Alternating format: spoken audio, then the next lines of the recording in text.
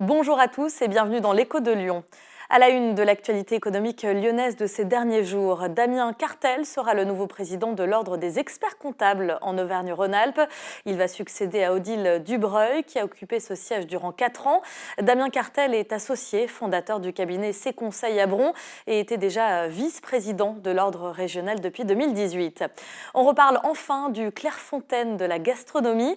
Annoncé il y a 2 ans par Emmanuel Macron, il verra bien le jour à Écully en 2026, à côté de l'Institut LIFE. Le projet cofinancé par l'État et la région coûtera 23 millions d'euros et doit former les champions de la cuisine. Et puis c'est un ensemble immobilier qui risque d'être très prisé. Le 63-67 quai Charles de Gaulle à la Cité internationale va être vendu après avoir été saisi. Et pour cause, ces tours de bureaux appartiennent à l'oncle de Bachar al-Assad qui a été condamné en France pour avoir bâti frauduleusement son patrimoine. L'ensemble immobilier concerné comporte plus de 8200 mètres carrés et 150 places de parking. Place désormais à l'entretien de l'invité de Damien Gouy-Perret. Je vous souhaite une excellente journée.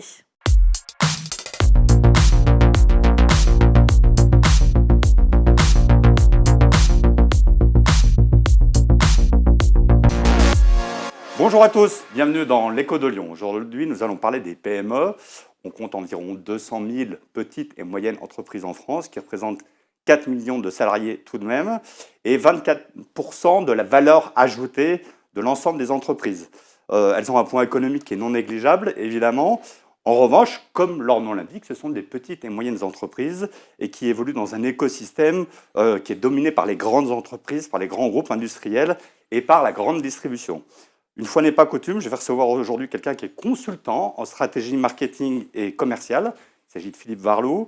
Il est fondateur de One Way Conseil. C'est une entreprise qui est installée à Lyon 6e. Il va nous expliquer son métier et surtout sa plus-value, la plus-value d'un consultant pour ces petites et moyennes entreprises. Philippe Varlou, bonjour. Bonjour. Avant d'entrer dans le vif du sujet, est-ce que vous pouvez nous rappeler quel est votre parcours ?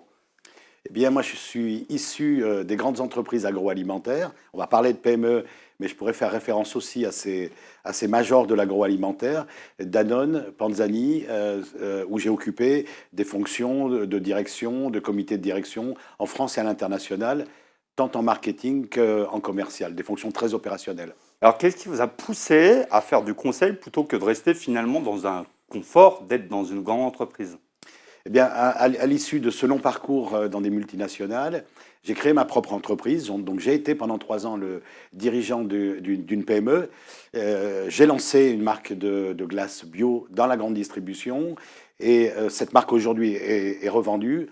Et cette expérience de dirigeant entrepreneur m'a donné le goût à la fois pour ce format d'entreprise, pour l'aventure entrepreneuriale et l'intérêt pour transmettre ce que j'ai appris dans des grands groupes et ce que j'ai pratiqué en tant que dirigeant de PME et transmettre à des dirigeants.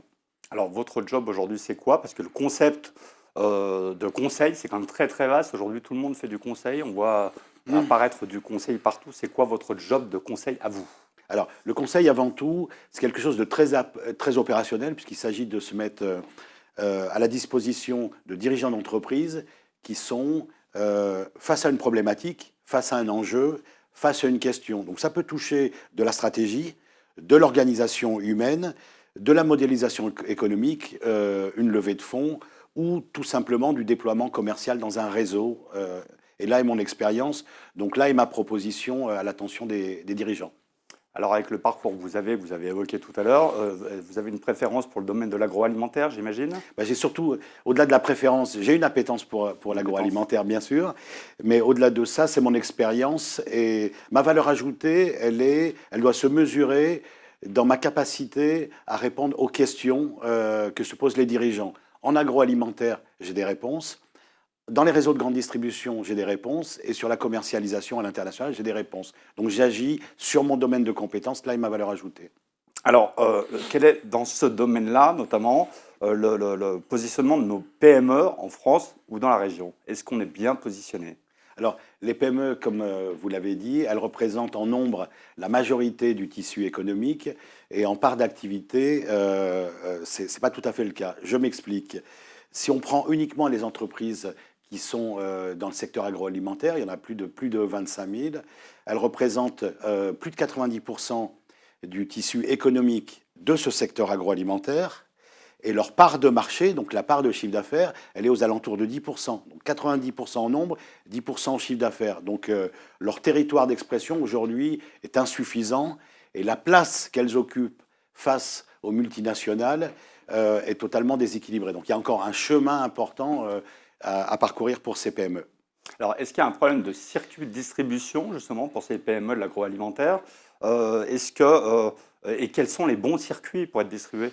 Alors, tous les circuits sont des bons circuits, hein, qu'on soit dans des circuits spécialisés parce qu'on travaille avec Picard, qu'on soit sur des circuits courts parce qu'on est un producteur qui décide de vendre ses produits à la ferme, ou que l'on soit sur un produit de grande consommation destiné aux hypermarchés, aux supermarchés, on va considérer que tous les circuits sont attractifs et intéressants.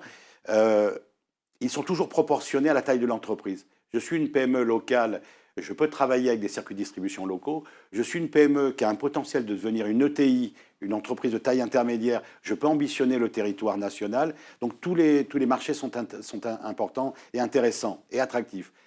À une nuance près, c'est que dans le modèle économique à la française, les réseaux de grande distribution, qu'ils soient généralistes, Carrefour, Auchan, Leclerc, spécialistes, Picard, Biocoop, eh bien, ils sont extrêmement concentrés, puisqu'on a aujourd'hui, il va rester, après l'évolution du groupe Casino qui fait l'actualité aujourd'hui, il va rester à peu près 6-7 enseignes en France. En agroalimentaire, les 6 enseignes de grande distribution représentent plus de 200 milliards d'euros de chiffre d'affaires et à peu près 80 à 90% des produits de grande consommation qui sont vendus, qui passent par ces enseignes-là. Donc d'un côté, on a 25 000 entreprises agroalimentaires et de l'autre côté, on a 6 entreprises de débouchés.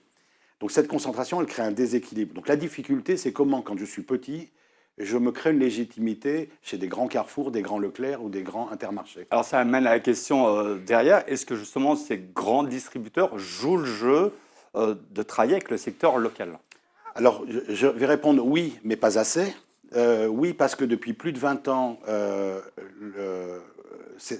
les patrons de cette grande distribution ont évalué l'intérêt qu'il y avait à intégrer des PME qui représentent le local, les circuits courts, le territorial, le bien manger, et donc les ont intégrés dans leurs enseignes. Il y a une partie qui sert leur image, on va être clair là-dessus, et sur le plan du modèle économique, donner 10% de sa part de marché dans la grande distribution à un tissu économique qui représente plus de 90% des entreprises, je le dis et je le redis, c'est un déséquilibre. Donc bien, mais pas mieux faire, messieurs de la grande distribution. Oui, donc ça veut dire quand même que ces grands distributeurs font beaucoup de communication, on est vraiment dans du marketing, mais on ne peut pas dire qu'ils jouent le jeu à fond pour l'instant. On est plus que... Non, on est au-delà du marketing désormais, puisque quand des enseignes créent les alliances locales comme Leclerc, ou organisent des filières avec le monde de la production agricole comme Auchan, il y a des actes concrets et il y a des débouchés concrets. Donc c'est pas, vous ne le faites pas, c'est vous ne le faites pas assez. Donc voilà. Alors je milite pour une ouverture un peu plus large des linéaires de la grande distribution au tissu des PME. Mais est-ce que ces PME finalement ne passent pas justement par ces grands distributeurs parce qu'on renie peut-être un peu trop leur marge? Non, alors le problème de la marge et de la rentabilité, qui est un sujet à part entière, qui a fait l'objet d'une réglementation et de lois telles que la loi Egalim, la question de la marge dans cette chaîne de valeur, c'est un producteur, un transformateur agroalimentaire, qui peut être la PME, et un distributeur qui va jusqu'au consommateur. Historiquement, le producteur captait très peu de cette marge-là, le transformateur moyennement et le distributeur assez copieusement. Aujourd'hui, ça s'est rééquilibré un peu sous la pression de la réglementation et des parlementaires. Donc l'enjeu, il est moins sur la répartition de la marge qui est en train de se rééquilibrer, il est un peu plus sur la capacité à générer du chiffre d'affaires et donc à ouvrir un peu plus les linéaires. Pourquoi? Parce qu'une PME, elle assure sa pérennité, certes sur son niveau de marge, mais aussi et surtout sur son accélération de chiffre d'affaires qui fabrique la trésorerie, qui lui permet d'investir. Donc la marge, on va dire qu'elle se rééquilibre tendanciellement. Par contre, l'ouverture et la part de marché qui est réservée aux PME a besoin de s'élargir copieusement. Alors vous, on le disait tout à l'heure, hein, vous accompagnez les dirigeants des PME. Quelle est votre plus-value pour eux? Est-ce que ça veut dire qu'il y a plein de domaines dans lesquels ils ne sont pas compétents et où ils ont besoin de faire appel à quelqu'un de l'extérieur? Bon, il y a surtout plein de domaines dans lesquels ils sont compétents. Ils ont besoin d'être éclairés, c'est là que j'interviens. Je m'explique. Dans les PME, les dirigeants sont toujours porteurs d'une idée de génie, un produit, un service. Et ça constitue leur proposition et leur création d'entreprise. Leurs questions, très rapidement, elles sont doubles. C'est comment je finance mon développement et deux, quels sont mes circuits de distribution. Et moi, j'agis sur les deux. Sur le financement, je sais modéliser un business plan en grande distribution, locale, nationale ou internationale. Donc combien ça coûte, combien ça rapporte et quelle organisation dois-je mettre en place, moi le dirigeant. Donc là, j'ai agi là-dessus. Et sur le deuxième point qui est le comment j'arbitre et je choisis mes circuits de distribution, je sais en fonction par expérience bien sûr, en fonction de la taille de l'entreprise, de la typologie de produit, du marché qui va être adressé. Est-ce qu'on est dans un circuit spécialisé, dans un circuit généraliste, plutôt à la France, plutôt à l'international, plutôt sur une plateforme, dans un drive ou dans un supermarché. Et c'est sur ces orientations-là que j'accompagne. Et si je le fais bien et que ça produit du résultat, là est ma valeur ajoutée. Alors vous me disiez hors antenne que les PME sont une chance pour la France et pour la région en particulier. Est-ce que vous pouvez expliquer pourquoi c'est une chance pour la France et pour la région notamment? Alors, c'est une chance pour la France parce que la PME, elle a le gros avantage d'être locale et de représenter sur le tissu local du social, de l'emploi, de la fiscalité, avec des entreprises qui peuvent être transmises à des descendances. Le profil de la PME, c'est le profil d'une entreprise qui est flexible, agile et qui fait de l'innovation. Et l'innovation, ça crée de la valeur ajoutée. Ce que je veux dire, c'est que quand une entreprise PME crée un emploi direct, elle crée un emploi indirect, puisqu'elle adresse son sourcing produit à des producteurs. Parce que quand elle achète ses services, elle l'achète localement. En fait, pour le dire concrètement, le rayonnement d'une PME est toujours un rayonnement local, donc de l'économie locale, de l'économie sociale, de l'économie aussi environnementale, puisque sur son territoire, la PME traite tous les sujets de l'impact carbone, traitement des déchets, pour prendre ces exemples-là. Donc, elle est vertueuse pour son rayonnement local et pour la valeur ajoutée qu'elle crée au local. Alors, quels sont les défis principaux que doivent relever ces PME aujourd'hui? Alors, hier, aujourd'hui et demain, le premier défi, il est un défi de capacité de financement, c'est un défi de trésorerie. Une TPE, c'est de 0 à 2 millions d'euros de chiffre d'affaires. Une PME, c'est entre 2 et 50 millions d'euros. Et le lancement d'une entreprise, la création d'une PME, c'est une consommation de moyens et de ressources financières très importantes dans les 2 à 3 premières années, avant de trouver un équilibre et de générer du résultat et de la valeur ajoutée. Donc le défi, il est d'abord sur la capacité d'autofinancement. Il est aussi sur la capacité à avoir accès au secteur bancaire. Et il est la capacité aussi à trouver assez rapidement ses débouchés pour, au-delà des charges qui vont être engagées tout de suite, il y a rapidement des recettes qui viennent équilibrer cet ensemble économique. Alors j'imagine que la plupart de ces PME aspirent à devenir des ETI. Il y a toujours un point d'équilibre qui est délicat. Vous les accompagnez aussi dans ce cadre-là? Oui. Quand je travaille avec des dirigeants sur le développement, on travaille en prospective, c'est-à-dire on regarde les marchés que l'on va conquérir à terme, et on travaille en perspective, c'est-à-dire qu'on construit des prévisionnels sur 3, 4, 5 ans qui nous permettent par palier de regarder comment se construit la croissance, comment se construisent les investissements et à quel moment la bascule se fait sur le changement de taille. Ça s'anticipe parce que pour passer de moins de 50 millions à plus de 50 millions ETI, il s'agit de construire un plan d'investissement. Et j'interviens aussi sur ce sujet qui peut être la levée de fonds pour certaines PME. Alors, il faut rappeler que c'est souvent au moment de la taille critique que les entreprises, justement, investissent beaucoup, ils prennent un gros risque. C'est pour ça qu'ils ont sans doute besoin d'accompagnement. Votre rôle, vous le disiez, c'est d'accompagner les projets de A à Z, bien souvent. Mais est-ce que quelquefois, vous faites le pompier de service? Est-ce que quelquefois, on vous appelle en disant « on a lancé un truc, on est en train de se planter, au secours ». Alors, pompier, jamais, parce que ça veut dire que c'est trop tard et qu'il y a déjà du dégât. Et ma valeur ajoutée, elle n'est pas réparatrice, elle est constructrice. Donc, l'idée, c'est d'être plutôt très en amont pour justement évaluer quelles sont les différentes étapes quel est le niveau de complexité qu'on va rencontrer à chaque étape, chacune de ces étapes, et comment on met en place une organisation, un plan stratégique, un plan marketing. Ça, c'est pour le global, puisque vous parliez de A à Z. Et après, plus généralement, je suis sollicité, surtout dans les périodes critiques, des périodes de crise, soit d'inflation, soit de crise de baisse de la consommation. Je suis appelé pour traiter des cas spécifiques. Je fais passer de chiffre d'affaires. Je n'arrive pas à signer de contrat avec mes clients prospects. J'ai un problème d'organisation. Ma marque n'a pas le succès attendu. J'ai besoin de revitaliser le territoire de ma marque. Donc, je peux travailler par tiroir sur un sujet marketing, commercial ou organisationnel. Pour comprendre le métier du consultant, le consultant n'est que s'il apporte une valeur ajoutée. Il n'existe que quand il peut démontrer une valeur ajoutée. Et donc, ça peut être sur un sujet, sur un tiroir spécifique. C'est ce que j'appelle pompier de service en réalité. Le pompier intervient après, et moi je veux intervenir avant l'incendie, que les choses soient claires. Selon vous, est-ce que l'environnement politique actuel, il est propice au développement des PME? Alors bon, ça c'est une vaste question. Je crois que sur le plan politique, le gouvernement a pris régulièrement des mesures pour soutenir dans les creux de l'économie, pour soutenir les entreprises. Donc je crois qu'on a un gouvernement qui est très attentif au sort et à la valeur et au développement des entreprises. Là encore, on doit pouvoir faire plus, notamment sur l'aide aux entreprises, sur leur capacité d'autofinancement, et puis en allégeant certainement aussi le coût du travail, et en allégeant aussi la simplification administrative. Voilà, créer une entreprise en France, c'est très compliqué, c'est très long, donc on doit pouvoir simplifier ça.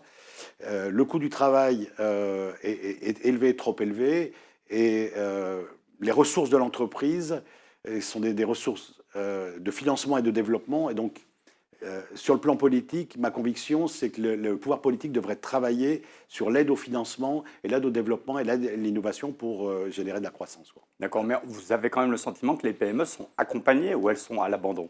Non, elles ne sont pas à l'abandon, elles sont accompagnées. Non, j'ai le sentiment qu'elles sont accompagnées. Je dis, là encore, peut mieux faire, peut faire plus, compte tenu de la puissance économique que représente ce tissu industriel, mais elles sont accompagnées. Alors, dans quel domaine nos PME françaises sont-elles plus performantes? Dans l'innovation, je dirais, parce que la vertu de la PME, c'est justement de travailler sur des temps courts, alors que les grandes entreprises travaillent vraiment sur des temps longs, puisqu'elles ont des assises financières qui leur permettent de prendre le temps de construire et de développer. Et donc le temps court, ça veut dire de la réactivité, de la flexibilité. Ça, c'est vraiment une vertu. Et la PME, la valeur ajoutée de la PME est beaucoup dans sa capacité d'innovation et de mettre régulièrement des nouveaux produits sur le marché, et c'est son atout. Et alors, à l'inverse, dans quel domaine on est en retard ou très en retard par rapport à l'équivalent des pays étrangers?